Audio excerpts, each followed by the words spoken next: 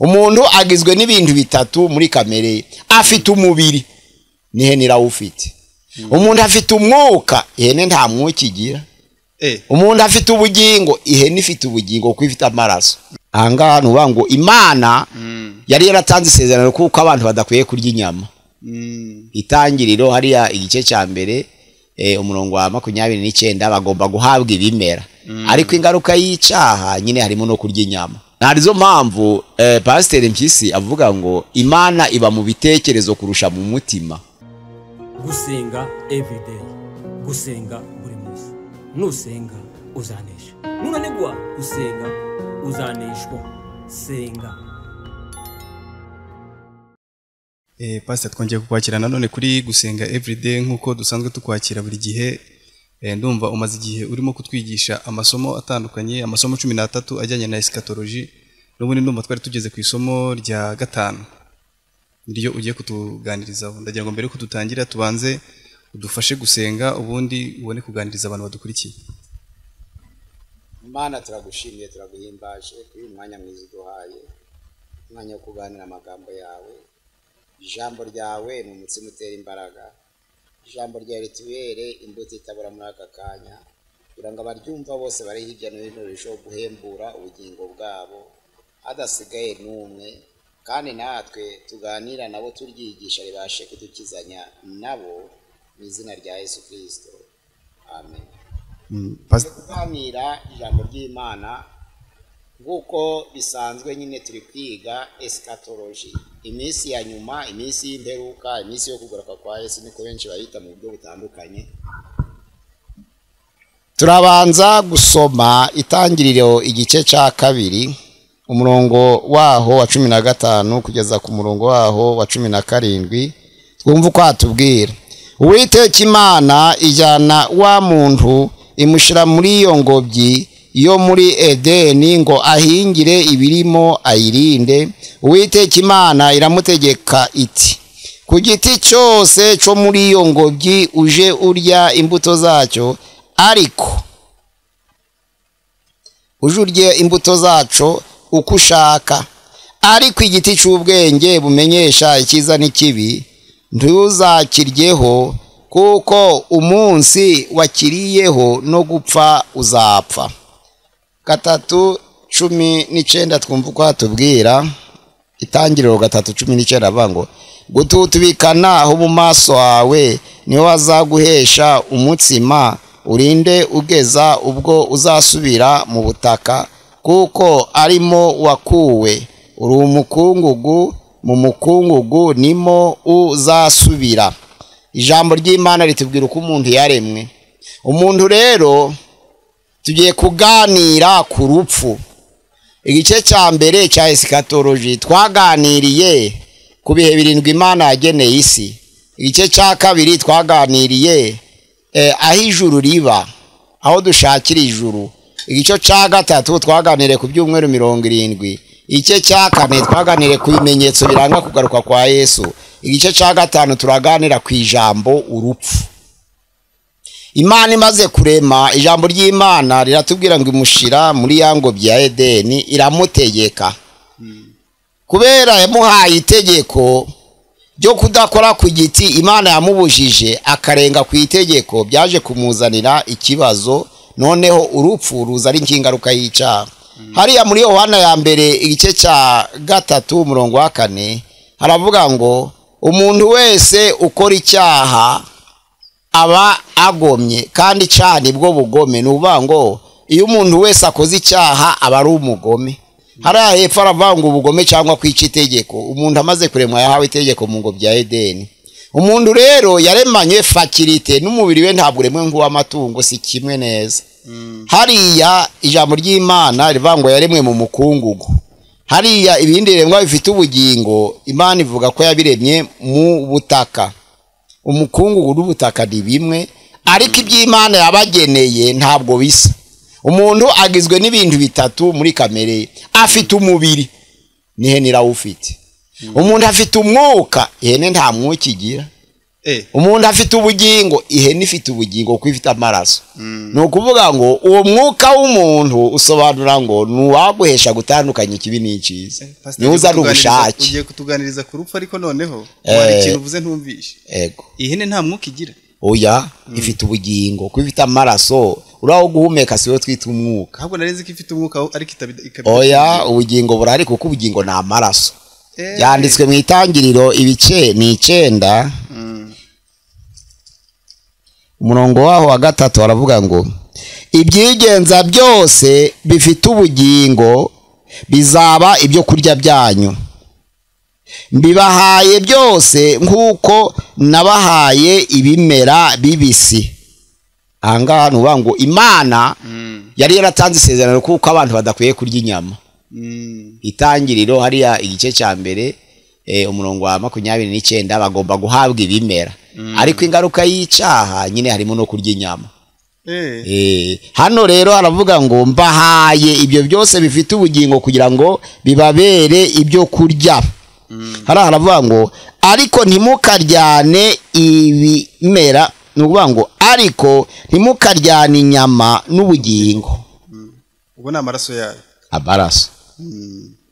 Amaraso rero n'umuntu ntatandukaniye n'ubugingo ko niyaduha guhumeka. Umuntu utagira amaraso ntiwahumeka. Noneho ikintu cyitwa trikotomi, umuntu akozwe mu kintu cyitwa trikotomi, ibintu bitatu bibumbye hamwe, kimwe cyagenda ntabeho. Umwuka, ubugingo n'umubiri. Iyo umubiri utariho na wa mwuka ntawo uboneka, na bwa bugingo y'amaraso nayo ntayo. Ariko amaraso nayagukamyemo, wa mubiri nawo ntiwabaho, urabora, na wa mwuka ntiwakongera guhumeka utagira amaraso. Umwuka nawo udahari udahumeka, amaraso naryo ntaco yakumarira. Ni ibintu bikora dongo, ni interdependant, birakorana. Kimwe kidahari kinini cyabaho, ni interdependant. Ntibyashobora kimwe gukora cyangwa bibiri ngo bikora ikindi kitari. Ihene rero kubera itazi gutandukanya icyiza n'ikibi, iyo fakirite ntabwo Imana yaremanye abatungo. Ibindi biremwa bifite ubugingo yarabiremye ariko ntiyabiheho fakirite. Bayanga umenye ko yaguhemukiye. Noneho nuko kumenya ko wahemukiye mugenzi wawe nibyo bita umwuka. Uwo mwuka noneho rero niyo biva ngo ni umutima, ariko ubundi umutima ni urugingo. Sigo gwakabaye rusi ahubwo guhitamo. Guhitamo. Narizo mpamvu Pastor Mpyisi avuga ngo Imana iba mu bitekerezo kurusha mu mutima. Ni Mpyisi. Yaravuze ngo Imana iba mu bitekerezo kurusha mu mutima. Kuko yaravuze ngo Imana yaremanye umuntu ibintu bine. Yamuremanye kumenya, imuremana noneho gutekereza, imuremana guhitamo, imuremana n'umudendezo. Iyo abikoresha neza rero ntabwo Adamu yari kugwa mu cyaha. Ntabwo yabikoresheje neza ubundi. Ibyo Imana yaturemanye byose nuko yaturemye dukubikoresheje neza ntawagwa mu cyaha. None Pastor Mpyisi binavuga ni ukuri. Hariya ni ukuri. Iyo fakizo fakirite. Umuntu rero azi guhitamo, ariko itungo ntiriyashobora guhitamo. Rirakonera none waryiyama rikagaruka, waryiyama rikagaruka, warikubita rikagaruka. Ntabwo rizi ko konera undi ari bibi kuko ritagira umwuka uhitamo. Kuhumeka gusa. Nta mwuka uhitamo amatungo afite.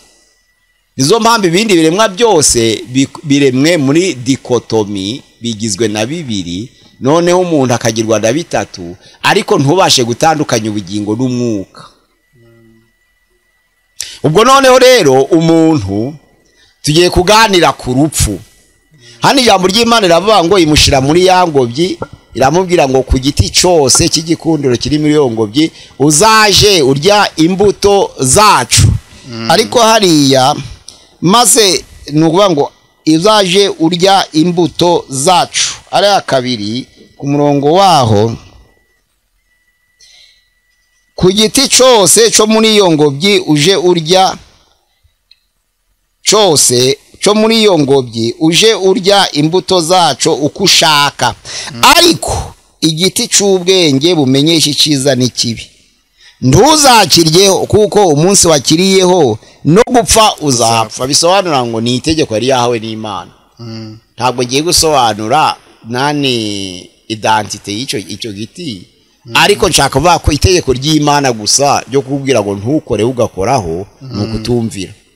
noneho rero mu Baroma igice cya 5 umurongo wa 12 aravuga ngo icyaha cyazanywe mu isi n'umuntu umwe, cya cyaha kizana urupfu. Urupfu rugera ku bantu bose kuko bose bakoze icyaha.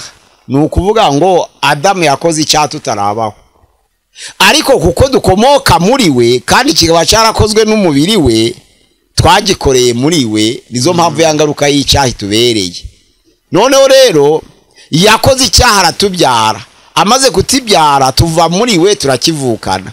Icyo cyaha cyitwa icyaha cy'inkomoko, kizana urupfu. Rero rwa rupfu rugera ku muntu wese ukomoka kuri Adamu, ntaco kwireguza kereko akagiye kutamukomokaho. Icyo cyaha cy'inkomoko ni iki? Icyo cyaha cy'inkomoko ni ukwica itegeko ry'Imana, akarya ku giti Imana yamubujije. Ubu icyo cyaha buri muntu arakivukana, wese arakivukana. Nizo mpamvu umukuru arapfa, umusore agapfa, uruhinja rugapfa, indi kavamo, kuko yose ikomoka kuri Adamu. Nese ubwo uruhinja rupfuye si rupfana ukaba rupfanye icyo cyaha, hari ikintu biba bizarutwara? Ntaco, kuko hari ibyaha bitagira icyo bitwara umuntu iyo ari ingaruka. Ntabwo rero dupfa kubw'icyo cyaha kwese yagikuyeho. Ijambo ry'Imana riva mu Bakorinto wa mbere 15:45 haravuga ngo Adamu wa mbere yari ubugingo buzima, none Adamu wa kabiri yari umwuka utanga ubugingo. Ni ukuvuga ngo icyo cyaha cy'inkomoko Yesu yagikuyeho, ariko ingaruka yacu tugubana nayo. Ingaruka yacyo ariyo rupfu, ariko rupfu. None ubwo se abapfuye mbere yuko icyo cyaha gitangira gikurwaho na Yesu, abapfuye mbere nico bavuga ngo hari abapfuye mbere y'amategeko, twabiganiriyeho mu gihe cy'ibimenyetso. Ndavuga nk'impinja, tufate abantu bapfuye batari bageza imyaka yo kumenya gutandukanya ikibi n'icyiza. Ndi kuvuga ngo ntabwo icyo cyaha cy'inkomoko cya Adamu twese turagifite, ariko ntabwo ari icyo kwica ubugingo, kuko Yesu utanga ubugingo yagikuyeho. Adamu wa mbere yari ubugingo buzima, ariko Adamu wa kabiri yari umwuka utanga ubugingo. Bwa bugingo twahombeye muri Adamu twaboneye muri Kristo Yesu. Nta muntu uzongera gupfa kubw'icyaha cya Adamu, gusa azarwana n'ingaruka yacu. Yapase njye arantu utari kunsubiza neza. Ndi kugusubiza. Dufate uruhinja rwapfuye mbere ya rimwe, yuko batangira kubara tuvuga Yesu. Abo bana bapfuye icyo gihe b'impinja, si bapfanye icyo cyaha cy'inkomoko? Baragipfanye. N'abakuru bapfuye, n'abapfuye kuru baragipfana, ariko si ikibuza ubugingo, niko ndi gusobanura. Ntago ari ikibuza ubugingo. Okay, ako kana. Icyaha cy'inkomoko cya Adamu twasigaranye ingaruka yacu, ariko ko Imana yatugiriye neza ikaba yaradukunze igatanga umwana wayo kugira ngo ahinduke Adamu wa kabiri, yaje gukuraho icyaha, dusigarana ingaruka zacu. Ubwo rero ntacyo zitwaye. Ni ukuvuga ngo yaba muremure arapfa, yaba mugufi arapfa, yaba uruhinja rurapfa, yaba uri mu nda arapfa. Urwo rupfu rero ni urutandukanya bya bindi bigize umubiri w'umuntu. Nuvuga ngo ni ugutandukana k'umubiri n'amaraso, ni ugutandukana k'umwuka n'umubiri. Ubwo icyo gihe gutandukana kwabyo bizana urupfu iyo bitandukanye. Pemporute y'urupfu ruturutse, ariko urupfu rwose rukubayeho rutandukanya umubiri n'amaraso n'umwuka. Noneho rero rira jambo Yesu yabwiye uriya mwambuzi wihannye ku musaraba, yarabambwe hagati y'abambuzi Yesu Kristo n'abambuzi babambwe, byari byarangiye ariko batarapfa, batangira gukorana ikiganiro. Umwe aravuga ati harya siweho Yesu twizera, uri umwana w'Imana kandi ukaba ufite ubushobozi bwo kwikuraha, wahikura natwe ukadutabara ukadukiza. Ntabwo yari amututse, nuko yari ateretswe. Uwa kabiri avuga tuvuze nabi, ko badufashe twibye ukaba utabihakana, ahubwo kuki bafashe babiri bakabamba batatu. Iyo ubaza ibyo tukamanza kumenya nawe icyo yari yakoze, ko twabonye gusa bamushize hagati yacu. Yesu aravuga ati ndakubwiza ukuri kuri uyu munsi turi bubane muri paradizo. Ntabwo icyagiye muri paradizo ari wa mubiri wa mwambuzi, oya ni umwuka we, kuko umubiri waraboze baramushinguye arabora. Yesu Kristo azuka ku munsi wa gatatu. Ubwo ijambo ry'Imana riravuga ngo turabana muri paradizo. Ntabwo Yesu arabana muri paradizo nawe muri wa mubiri, kuko umubiri urabora, azazuka mu gihe cy'imperuka. Pastor rero hari ikintu rubuze kudutandukanyiriza kuri ino ngingo y'urupfu. abantu bajya bavuga ngo umuntu ashobora gupfa igihe cye cyageze cyangwa kitageze. Uraza kudutandukanyiriza byose turabigeraho. Ni ukuvuga ngo urupfu rero ni ingaruka y'icyaha, kuko cyazanwe n'umuntu umwe icyo cyaha kikazana urupfu rukagera ku bantu bose, kuko bose bakoze icyaha. Nizo mpamvu buri wese ukiri wese ataragaruka agomba kunyura mu rupfu. Ndetse na Eliya na Enoki nizo mpamvu bazagaruka kugira ngo banyure mu rupfu, babahamya bombi babiri. Bavuga ko bagiye mu ijuru bagiye mu ijuru badapfuye, ubwo ntabwo bujuje noneho kondisiyo, kuko ntawe wemereye kuja mu ijuru atabanje gupfa, uretse uwo Yesu azasanga akiriho akawuvamo. Nese pastor akawuvamo. Dusubiye muri bya byigisho watubwiye byo mu ijuru, amajuru, itandukaniro ry'amajuru. Ubwo Eliya na Enoki bari muri hejuru. Ni ukuvuga ngo bari ahantu Imana izi tutazi, ireba tutareba. Ni ukuvuga ngo ijuru ni iki? Nese Imana urayireba ko iri kumwe natwe. Nese aho yicaye urahareba, naho ngaho. Ntago bagiye muri rya juru. Oya, kugenda ni ukumvisa abantu nugira ngo mubishikire, kuko none si Yesu ntari kumwe natwe, Yesu turi kumureba. Ni ukuvuga ngo ni ukugira ngo tubishikire, ahubwo twumve ko Imana isumba byose. Kwigeraho ntibyoroshe, kwerekana ko kwigeraho bisaba ahubwo voyage, acrobacy ndende, kugira ngo tubyumve mu bitekerezo byinjire, kuko uvuze ngo uri kumwe natwe bavuga ati yitwereke. Urupfu rero rutandukanya wa mwuka duha guhitamo nabwo y'amaraso na wa mubiri. Noneho rero ingaruka y'icyaha niyo yazanye urupfu. Iyo umuntu apfuye rero abantu baramubura. Kumura kwabo nuko bari limite wenda, kuko n'abakristo ntibabasha kureba Imana, ahubwo bayireba mu buryo bw'iyereko. Ariko n'umuntu wapfuye ashobora kuba ari kumwe nawe, nubwo tuba twamuhambye ku mubiri, ariko kuko abantu badahawe ubwo bushobozi bwo kuba twareba tukabaye ngo tuzahura, tukabyumva ko ari kure, tuzahura ubari kure cyane. Nubwo buryo abantu babyumvamo. Noneho rero gupfa amaraso agatandukana n'umubiri, n'umwuka ugatandukana n'amaraso na wa mubiri. None ihene yaguhemukira ntimenye ko yakoze nawe, umuntu yaguhemukira akabimenya. Nizo mpamvu urubanza rutazaburwa amatungo, kuko adafite wa mutima wo gutegura icyaha. Ndazangaruka z'icyaha uko zikurikirana zitaba ku matungo nk'uko zitubaho. Ngiye kuguha urugero. Ingaruka ya mbere ni isoni, amatungo nta mwara. Ingaruka ya kabiri ni ukunuka, amatungo ntanuka, apfana ubwiza. Narinzi ko gutanuka kw'amatungo biterwa na buriya bwoya nyine ziba zifite. Oya, gutanuka kwawo nuko zo zitagize uruhare mu gutegura icyaha, kuko kunuka ni ingaruka y'icyaha. Ubisobanuye ko umuntu akiri mu ngobyi ntiyanukaga no gukaraba. Ni ukuvuga ngo ico ni umwanda, ni icyaha. None nka cyakibwiriza numvishe wigisha ahantu uvuga yuko umwana, iyo umuntu akiri umwana atarageza imyaka yo gutekereza ngo ninza kwambara ubusa barabona ubwambure bwanjye. Yego, buriya kiriya gihe se ni ukuvuga ngo kiriya gihe abakiri muri eta y'ubuziranenge. Ntabwo eta yo gutegura icyaha ibe yaza, ariko gutegura icyaha bitangiye kuza nibwo agira isoni. Nese iriya eta y'ubuziranenge siyo Adamu na Eva ubwo bari barimo? Oya, nta iratandukanye. Iriya eta y'ubuziranenge y'abana b'impinji ifite gupfa.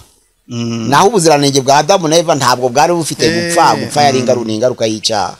Ubwo noneho rero urupfu rukagutandukanya, ugatandukanya umubiri n'umwuka n'amaraso. None ijambo ry'Imana rivuga ngo gupfa, ubundi abantu benshi bakunze gukoresha ngo kwitaba Imana. Ariko kwitaba Imana ntabwo ari ijambo theologike. Na Bibiliya ntihamya, ntivuga yemera kwitaba Imana. Umusinzi yitabye Imana, umusambanyi yitabye Imana, pasere yitabye Imana, umurozi yitabye Imana, umuvuga butumwa yitabye Imana, umuhanuzi yitabye Imana. Icya Kinyarwanda cyacu ariko hari gikeya kiba. Oya, Bibiliya tubwira uko tujya turavuga tukareka iryo. Kuko ibyakozwe n'intumwa b'ikicendo umurongo wa mbere kugeza ku murongo wa 5, kwitaba Imana kuvuga ngo Mana karame ni ukwitaba umuhamagaro, kuba ugiye kwinjira mu murimo wayo. Nibyo bishushanya kwitaba Imana. Kwitaba Imana ukavuga ati nari umunyabyaha, ariko nyuma Imana nditaba. Ka Paulo yitaba Imana yari umwicanyi, abaritabye. Kwitaba rero ni ukwinjira mu murimo, ariko kwitaba ku rupfu ntabwo ariyo terume yakagombye gukoresha, ntabwo ariyo jambo. Ahubwo hari magambo ijambo ry'Imana ritubwira dukwiriye gukoresha. Yesu yavuze muri Yohana igice cya 11 umurongo wa 11 ngo yasinziye. Iyo rero umurwayi arwaye akaba avuye mu mwuka, uravuga uti yasinziye. Igihe cyo gushingura mugakoresha ijambo yo ngo yasinziye. Usomye no mu byahishuwe 14 umurongo wa 13 havuga ko yaruhutse. Ni ijambo ryiza cyane bati wenda kuruhuka nibyo byaba byiza. Wa mubyeyi wacu yaruhutse, wa murwayi wari umaze iminsi ari muri hospital yaruhutse. Iryo riremewe, ngiye kuvuga yemewe. Noneho rero iyo ari muri Bibiliya aba ari inspire, aba ari ijambo ry'Imana. Niyo abakristo bakwiriye gukoresha bashingura, ntibakoreshe yitabye Imana nk'uko abanyamahanga bakoresha n'abapagani bandi. Ubwo noneho rero iyo usomye mwitangirira igice cya 29 umurongo wa 33 haravuga ngo yasanze ubwoko bwe, riremewe. Umuntu wapfuye ngo yasanze ubwoko bwe, kuko mu mutwe mu bitekerezo aho bahambwe nawe niyo agiye guhambwa. Cangwa niba atanahambwa aho bahambwe, nubwo yabaguye muri Amerika, ariko abavukana bari kumwe n'abarizima bakaba kumwe bavukana, niko baba bashaka kuvuga. Abapfuye bava mu rusisiro rumwe baba mu rusisiro rwe n'ubundi ku bapfuye. Wa wundi upfuye ragasanga ubwoko bwe. Iryo riremewe. Irindi jambo ryemewe hari mu Bakorinto ba mbere igice cya ba kabiri igice cya 5 umurongo wa mbere haravuga ngo ni ugusenya ingando. Umuntu wapfuye ngo yasenya ingando, byarangiye. Wa murwayi asenya ingando. Usomye muri Petero ya mbere igice cya mbere ya kabiri igice cya mbere umurongo wa 14, Petero ya kabiri igice cya mbere 14 haravuga ngo ingando yanje nimara kunyagwa, bisobanura ngo kujyagwa ingando. Uvuze uti wa murwayi wacu yanyazwa ingando, byumvikana kuko ari ijambo ry'Imana. Hariya mu Bafilipi igice cya mbere umurongo wa 23 haravuga ngo yagiye. Ikiza nuko nifuzaga kugenda ngo mbane na Yesu. Nuko vuga Paulo yifuje gupfa, yarari mu nzu y'imbohe. Urwandiko yanditse ari mu nzu y'imbohe Abafilipi, nkuko yanditse Abaefeso mu nzu y'imbohe, nkuko yanditse Abakolosayi mu nzu y'imbohe, nkuko yanditse Filemoni mu nzu y'imbohe. Icyo gihe cy'Abafilipi aravuga ngo nirwo yanditse nyuma muri ziranzandiko z'imbohe. Aravuga ngo yari umubabaro wari ubaye mwinshi muri nzu y'imbohe, yifuza gupfa. None haravuga ngo nifuzaga erega njyewe kubaho ni Yesu, no gupfa byambera inyungu, ariko kubaho mu muri uyu mubiri niba byarushaho kongeranya ishaka ry'umurimo ndahamagariwe, sinzi icyo nahitamo, mpeze murungabangabo. Kubwanje nagomba guhitamo nkagenda nkibanira na Yesu, ariko kubw'abantu mbwiriza ubutumwa bwiza bagakizwa, kuba muri bo byaba byiza kuruta. Nuvuga ngo yifuje gupfa, ariko kuko kwifuza gupfa Imana igifata nko kwiyahura. Arihana, aravuga ngo sinzi icyo nahitamo, mpeze murungabangabo, kuko umubiri umbabaje cyane, nakwifuza kugenda. Ubwo kugenda rero umuntu wapfuye aba yagiye. Hariya noneho muri yo bigice cya 14 umurongo wa 2 haravuga ngo yaciwe. Hariya muri Yobu 16:22 haravuga ngo yanyuze mu nzira atazagarukamo. Yanyuze mu nzira atazagarukamo. Noneho Yesaya 38 umurongo wa 12 haravuga ngo yazinze ubugingo bwe, yabuzinze. Yazinze ubugingo bwe, wapfuye. Yazinze ubugingo bwe. Ibyakozwe n'intumwa 5 umurongo wa 5 haravuga ngo yahejeje umwuka. Wa murwayi yahejeje umwuka. Igihe rero telefona uravuga uti wa murwayi noneho araruhutse, arapfuye. Wa murwayi noneho anyazwa ubugingo bwe, arapfuye. Wa murwayi asanze bene wabo, arapfuye. Wa murwayi aragiye, arapfuye. Wa murwayi anyazwa ingando, arapfuye. Wa murwayi noneho arasinziye, arapfuye. Wa murwayi noneho asenya ingando, arapfuye. Ayo ni amagambo ya Gikristo twifashisha dushaka gusobanura urupfu. Abakristo rero iyo bari gushingura bari bakwiriye gutoranya muri aya magambo, bakavuga bati ni irihe jambo rinogeye igihe cyo gushingura. Bamwe bagahitamo gusinzira, abandi bagahitamo kuruhuka, abandi bagahitamo kunyagwa ingando, abandi bagahitamo kuzinga ubugingo. Zaburi 115 umurongo wa 17 bavuga ngo yagiye ahacecekerwa. Turumvikana? Yimukiye ahacecekerwa, yagiye ahacecekerwa, ni ukuvuga ngo naryo ni ijambo risimbura kuvuga ngo yapfuye. Kuko kuvuga umuntu yapfuye birimo ijambo impolitesse. Ariko iyo uvuze ayo magambo azagazana nk'ikinyabupfura, kuko ari muri Bibiliya na Bibiliya yakoresheje. Ukavuga uti yimukiye ahacecekerwa, bifite ikinyabupfura kuruta kuvuga ngo yapfuye.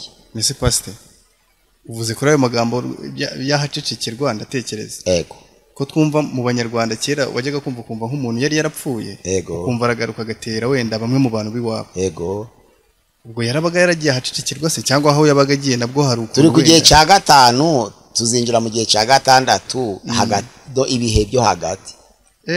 Hagati y'urupfu no kuzuka. Hari abaganira nabo, hari ababazindukira, hari abazindukirwa, hari abafashwa nabo, byose ibyo tuzabivuga. Hati ngiye kuganira, ndetse n'abagatulika iyo myizerere iracemera. Urugatori se wenda nicyo byabisobanuye. Iremewe.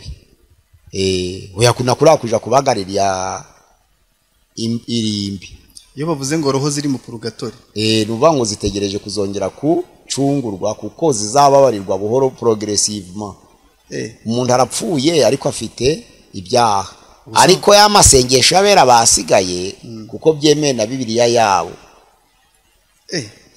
Murumva harimo ubuyobe kuvuga ngo umuntu runaka wapfuye uramusengera. Oya, ahubwo nkasenga nkavuga ngo Imana mubabarire. Oya, hari ukuntu umva ngo niba ari ngo rozi mu purgatori uzicurira iwawe, nuvuga ngo uzibabarire ibyaha zapfuye zakoze zitabyihanye, kuko no muri purgatoire hemerewe kubabarirwa. Ibyo tuzabigeraho ni ibihe byo hagati. Ako wenda igihe tuzatwabigeraho. Nese ubwo ibyo bintu koko izo mbabazi ziratangwa? Ndi kuvuga ngo iyo utacatuza akanwa kawe, utagifutura ngo watuza akanwa, uri muzima, ntabwo ushobora kubabarirwa. Nibyo ngibyo. Ahubwo ibyo bihe byo hagati, kuko abantu babyumva mu buryo butandukanye, nibyo tuzasesengura. Ntabwo ari uko gusa, ahubwo tuziga byinshi bigari. Aba bumvuku, aba bakumvuku, iki bimerera biti umuntu amaze gupfa, nyine hagati yo kuzuka no gupfa habiki. Ni ibihe byo hagati ni cya 6. Ariko turi kuganira ku ngingo y'urupfu gusa. Urupfu rero rurababaza, ariko abantu basesenguye ntabwo rwari rukwiye kubabaza, kuko ni ingaruka y'icyaha yagenwe. Kandi Imana mu byo yatanze ku ngaruka y'icyaha ubundi bifite urutonde. Icya mbere ni isoni, icya kabiri ni ukunuka, icya gatatu ni indwara, icya kane ni inzara, icya gatanu intambara, icya gatandatu ni urupfu. Ariko ibindi biza byose bihitana abantu nk'umwuzure, cy'inkongi y'umuriro, ko kwicwa n'umuntu, ibyo byose biri santere bihurira ku kintu cyitwa urupfu. Ariko apfuye mu buryo bw'inzira izwi, anyura daboro mu isoni, kuko ni umunyabyaha wese agira isoni, agakurikizaho kunuka, agakurikizaho noneho kurwara, agakurikizaho gusonza, agakurikizaho kurwana, agakurikizaho gupfa. Iyo processus ari benshi batayinyuramo, ariko bose bagasorera kuri cya kintu cy'ingaruka y'icyaha gikomeye cyitwa urupfu. Gupfa rero birababaza, ariko ibyanditswe byaratubwira ko tutari dukwiye kubabara, kuko hariya muri Yohana ibice 11 ku murongo wa 25, turebe uko hatubwira Yohana 11:25, haratubwira ngo Yesu aramubwira ati, Yohana 11:25, ninjye kuzuka n'ubugingo, unyizera naho yaba yarapfuye azabaho, kandi umuntu wese ukiriho unyizera ntazapfa iteka ryose. Mbese wizeye ibyo? Nuvuga ngo abizera by'ukuri ntibemera ko umuntu apfa, kuko umuntu w'ukuri ni wa wundi ufite ubugingo, uro ntapfa. Nta nizo mpamvu hanavuze ngo unyizera ntazapfa iteka ryose. Mbese wizeye ibyo?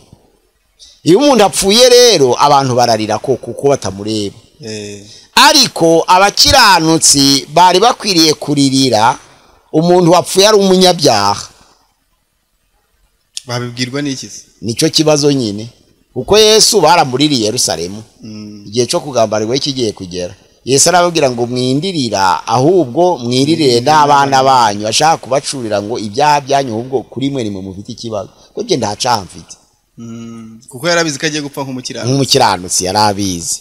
Upfe nk'umukiranutsi rero ntabwo ababara, nizo mpamvu Pawulo yavuze ngo ibyiza nifuza kugenda ngo mbane na Yesu. Uko gupfa rero kurababaza kuko umubiri utandukana n'abantu ntibakurebe, ariko abantu bizera by'ukuri barakwiye kwishimira ubugingo buhoraho. Nizo mpamvu gusenga cyane kudakuraho urupfu. Hari igihe nk'igitangaza gishobora kuba urupfu rugasubikwa, ariko gupfuramye ntibituruka kuko utari umunyamasengesho. Kubera Imana ku mubiri wonyine utagira ubugingo nta gaciro bifite. Ahubwo pastor, turi kuri ino ngingo y'urupfu, hari ibintu nabonye mu minsi yashize bitangaje. Hari abantu nabonye bo mu nce za Aziya bakunda gukora ibintu bya meditation. Yego. Harimo abasaza umuntu bagiye basanga ahantu amaze imyaka irenga nka 200. 200 300 hari. Iyo bamusize. Akiri muzima noneho. Yego. Yagiye muri bwa buryo bwo kumedita, aragenda gumayo wenda sinzi ukuntu babigenza. Ibyo ni idini. Noneho bari barimo kumwerekana itangazamakuru ryamusuye. Umuntu wamaze imyaka 200 ni ukuvuga uno mubiri ubundi waba warashengutse. Yego. Ari muri meditation umubiri ukiri muzima. Ubwo ibyo bintu wabisobanura. Ibyo ni byabe ni bya framasoneri, ni idini. Icyo gihe tuzabisobanura dufite inyigisho wenda z'amadini uko bitandukanye, ariko nibyo hari nabandi nk'abanyegiputa bamusiga kugira ngo atabora, mumification kugira ngo atabora. Uwo muntu rero bamuhaye agaciro nkuko abivuze uti mbese abaganira yabaraguza nyine ntibatandukana. Kuko baba bafite amasezerano, kandi iyo yakoreraga ikigirwamana akaba agiye kuva mu mubiri, ikigirwamana kiramubwira ngo uzansigira nde, uzongera guhagararira umuryango nkuko nawe wari uhagarariye, ugira utega uzasigara mu cimbo cyawe. Icyo gihe rero iyo atuje amasezerano nkuko weho wabyuzuzaga, ahura n'ingorane nyine, agakurikiranwa kugeza igihe azakizwa, agakorerwa ikintu cyitwa deliverance. Noneho bakamusengera kugira ngo ya myuka yamwomyeho imuveho. Icyo gihe akaba umukristo akajya atanga ubuhamya ati je nakoranaga n'imyuka, nakoranaga. Ibyo bya mumification ndabyumva. Ahubwo ikintu nabonye gitangaje no kuba umuntu akaja ha yizera Imana. Ntago navuga ngo nubwo wenda babyite, sinzi niba babyita Imana niba babyita imyuka nyine niyo ku meditation, akajya hana akicara muri position runaka bitewe n'ibintu atekereza ngo niba ari ukwivamo niba ari ukugenza gute, ku buryo akominikana n'imyuka yindi y'ahantu wenda hatagaragara. Noneho hahantu kuko batamara igihe nk'icyo twebwe tumara kuri ino si, uko tubona igihe atari ko bakibona, ukazasanga ameze nkaho niba ari ugutembera mu bihe hari niko nabyita, ukasanga agiye kugaruka mu mubiri we yarashaje. Ibyo bibaho no muri Hinduisme birimo. No kuvuga ngo ibyo birimo, ariko ni mu rwego rw'idini, ntari mu rwego scientifique, ntari no mu rwego rw'abizera. Ubu hano turi kubizera. Bishatse kuvuga noneho n'abatizera mu buryo Imana yaremye umuntu afite ubundi budahangarwa ashobora gukoresha umubiri. Uya Satani arabishoboye. Icyo adashobora no gutanga ubugingo, ibindi byose arabishobora. Atanga ubutunzi, atanga ubukire, atanga n'imibiri mizima. Bishatse kuvuga ngo umuntu ntashobora kuba netrenga avuge yuko adakorera Imana, adakorana na Satani. Ufite umwe. Ugomba kuba ufite umwe byane, wamuhitamo utamuhitamo. Ufite umwe, wamuhitamo utamuhitamo, aho ngaho ntambera byombi. Uwapfuye rero ava mu bantu bakababara bakarira, kandi kurira kw'abantu nta kibazo, ntabwo kurira ari icyaha, kuko hari igihe aba yaragufashaga none ukumva ikintu cya emotion kirazamutse, wamubabaro kugira ngo utuze uruhuke bigasaba kugira ngo urire. Kurira ntabwo ari icyaha rero, ahubwo biraruhura. Uwagushinyagurira nuwakubwira ngo ntawuririra umukristo wapfuye. Oya, hari n'ibyinshi bifite akamaro yakoraga ku isi nubwo ari umukristo, ariko hari n'akamaro yaradufitiye ku isi. Tugomba kurira rero byanze bikunze, kandi ntabwo ari twe twiriza, ni emotion isa ukumva ushaka kurira. Uwo muntu rero upfuye atandukana n'abantu ku mirimo. Tuziga noneho mu gice gikurikiyeho ko nta n'imigamba bafite, kuko azaba yatandukanye umubiri n'amaraso n'umwuka.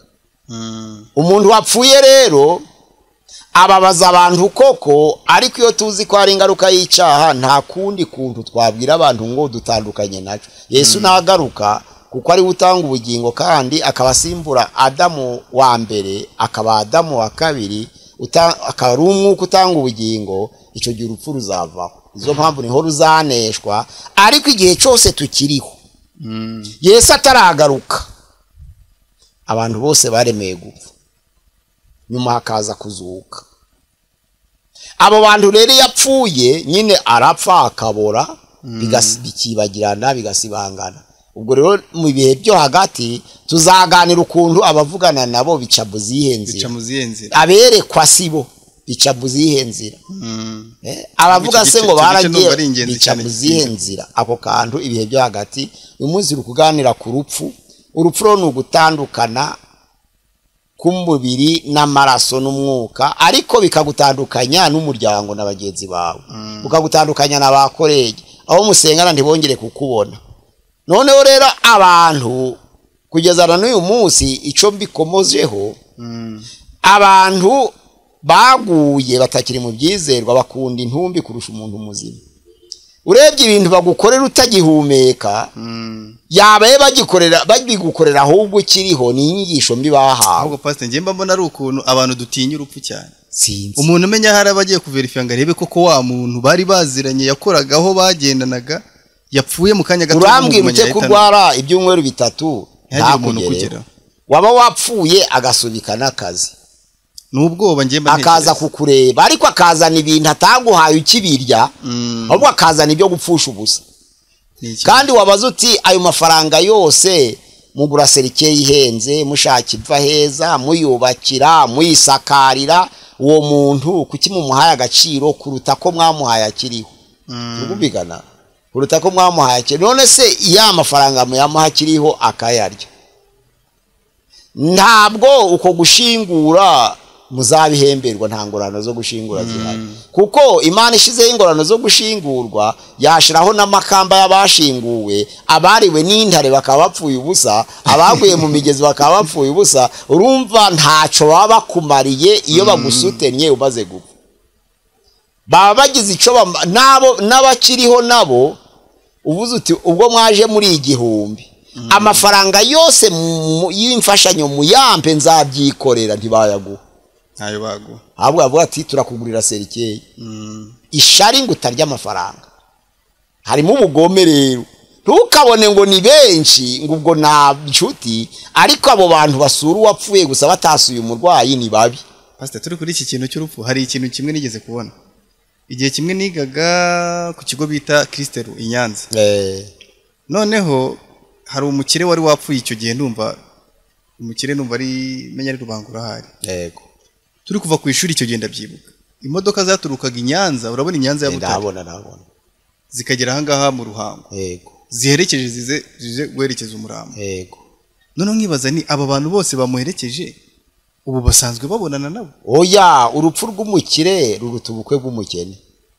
Wa mugani wa Kinyarwanda ngo urupfu rw'umukire ruruta ubukwe bw'umukene. Bari bagiye kurya.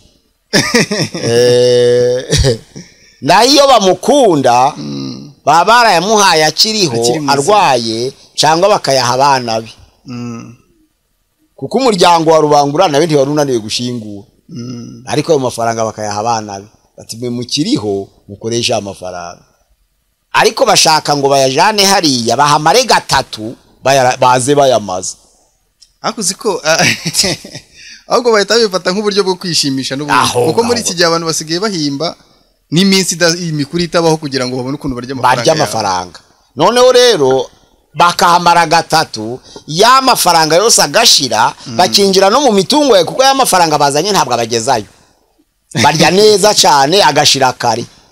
Noneho bakinjizamo ya mitungo ye, ugasangiye ari umugore rimwe na rimwe utishoboye asigaye mu madeni hubwo ngo yabaje gushingura. Hari umushuti wanjye nari nziranye nawe yagiye gushyingura umukire, aza arimo kwirahira ngo n'ubwa mbere yasinze Heineken. No kuvuga ngo nizo bavuze ngo urupfu rw'umukire ruruta ubukwe bw'umukene. Imodoka urabona zari nyinshi, ariko umukristo warongo yari umukene ntibazimutiza. Kandi izo modoka wabonaga zari ziza mwiza abakristo, ariko abo bakristo ntibatiza izo modoka umukene warongoye ase nko kuri ubwo abo bantu n'abakristo oya tujye tuvugisha izo bo turi kwiga nyine twiga dukosorana ngo je turebe abo bantu bari bakurikiranye ku binyanza kugera mu ruhango bari barimo abakristo ko nta mupagano ukiriho daye ariko umukene yarongoye ntibamutiza agenda n'amaguru ko yakaje nukubera iki ibyo bintu biba no mu bakristo no mu itorero kuki umukirarwara bakabyitaho umukene yarwara ntibabyiteho kubera iki ubukwe bw'umukire adakeneye ibyo bamuhaye babijana atabibasabye uwakagombye kubibasaba ngo bamushigikire ntibabimuhe urupfu rero rw'umukire ruruta ubukwe bw'umukene nizo mpamvu baciwe umugani urupfu rero rutandukanya umuntu nabe bakababara we ntababara kuko atakiriho Tawuci umubwiriza niko atubwira ngo ntababara kuko atakiriho ariko abasigaye bagomba kurira kuko batandukanye n'uwabo batazongera kumubona hano mu mubwiriza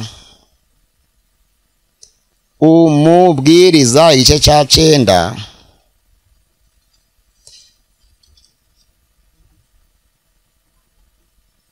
twumve uko atubwira atangire ku murongo wa 3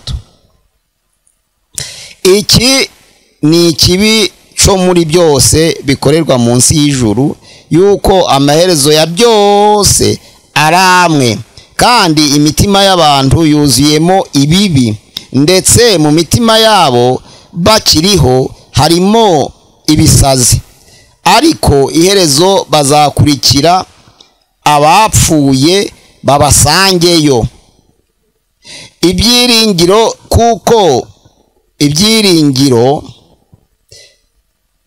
abafite ufatanya n'abazima bose abafite ibyiringiro kuko imbwa nzima iruta intare ipfuye abazima bazi ko bazapfa ariko abapfuye bo ntaco bazi ntaco bakizi kandi nta ngororano bakizeye kuko batacibukwa nukuvuga ngo abakiriho bazi abapfuye ariko abapfuye ntabwo baza abo basize urumva tuziga no tuzareba hariya abapfuye baraziranye se nico tuzareba igice cya 6 cya 6 iyo hagati hano rero abapfuye ntabwo baza basigaye ariko abasigaye baza abapfuye niba barapfuye baziranye ariko abasigaye none ntabwo bazi abapfuye bari gukora iki batariho ahubwo nabapfuye babanye bakiriho barabazi ariko aba bapfuye bo ntibaza basigaye none yo mpamvu nubwo turira ushobora gusanga abo baba bagiye ahandi hantu tutazi twebwe ibyo tuzabigerekeye mu bihe byo hagati turarira kuko watuma gutangera kumutuma turarira kuko wagufashaga tongera kugufasha turarira kuko wakuganiza tongeye kukuganiza urizwa n'umumaro yaragufite amumaro urizwa n'umumaro uwo mumaro ugumyeho nta warizwa n'umuntu uwo mumaro ugumyeho umugabo we mukabana nk'umugabo n'umugore ntabwo akamaro kugira ngo agaragaze ishusho kaba ingenzi ahubwo akamaro k'imirimo yakoraga iyo rero umuntu apfuye imirimo ye turayihomba tukayibagirwa nawe akibagirana Imana yacu dusange gusheyeshwa n'urupfu nibyo kuko tuba tugize ibyo duhomba tugahomba na mugenzi wacu ariko ibyiza nuko twashima Imana tunarira ko uwo muntu yapfuye ari umugenzi yubaha Imana ibyo kubaha Imana byo ntabwo ari twe tubigena ahubwo ni umutima we n'Imana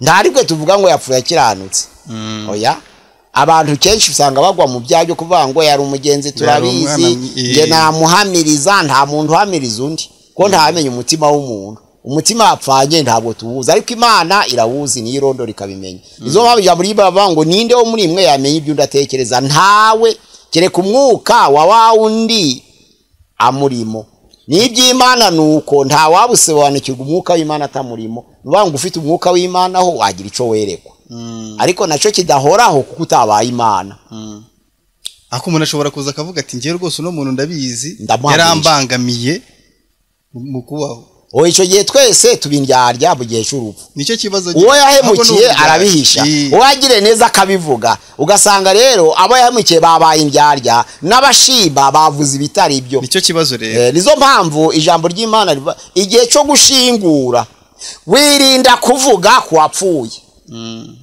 ahubwo ugahumuriza abasigaye ari bufasha kuko nibo bakeneye gufashwa. Abantu benshi rero aja gushingura agakora disikuru kuwapfuye bikarambanya nkaho hari icyo ashobora guhindura. Ntabwo ibiba umuntu yavuye mu mwuka bishobora kugira ico bihindura niba atatuje akanwa ke ko Yesu Kristo ari umwami agihumeka. Ubwo rero niba yabuze ubugingo yabubuze bwaranye, niba yabupfanye yapfanye afite ubugingo byarangiye nturabumwaka. Wa wundi uza kagaya ntarabumwaka, wa wundi uza gashima ntarabumuha. Ahubwo twagiye kuvuga ku basigaye kuko byo tubizi. Aba basigaye ngiye kubaha iki kugira ngo kibakomeze kibafashe kuko abafashaga agiye. Uwo ntumuvuge ngo twigeze twigana none ngo akajaranyakira ishakoshi ngo ibyo bimpamirije ko afite ubugingo. Ibyo tukabihagarika tukavuga ku basigaye tubahumuriza imfubyi n'abapfakazi. Imana yacu dusange tuje twihangana igihe habaye urupfu kandi duhumurizanye kuko bikwiye, kandi cyane cyane igihe cyo gutabara dutabara abagihumeka kuruta abapfu.